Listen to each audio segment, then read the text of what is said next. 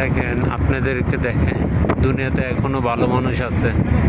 প্রায় 1 ঘন্টা ধরে এই রোদের মধ্যে আমি হাঁটতেছিলাম।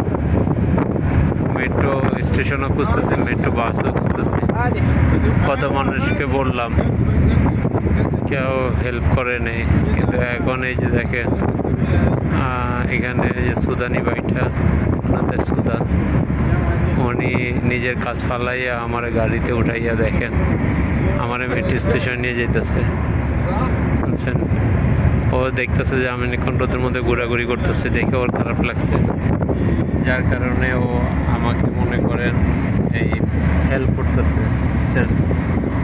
যাই হোক, আল্লাহ কাছে লাখ লাখ শুকর যে অনেকক্ষণ ধরে আমি খুঁজতেছি মেট্রো স্টেশন, কিন্তু আসলে পাচ্ছিলাম না। অনেকক্ষণ খোঁজার পরও আলহামদুলিল্লাহ শেষমেশ ও আমাকে মেট্রো স্টেশন এখানে নিয়ে যেতেছে। এই যে দেখেন বাইরে কি রোদ, এই রোদের মধ্যে আমি 1 ঘন্টা ধরে হাঁটতেছিলাম একা একা।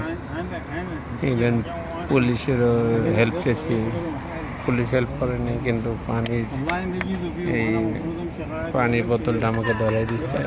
তারপরে এখানে যে গাড়ি চালাচ্ছে ও, বুঝছেন, ও অনেক ভালো, আমাকে হেল্প করছে।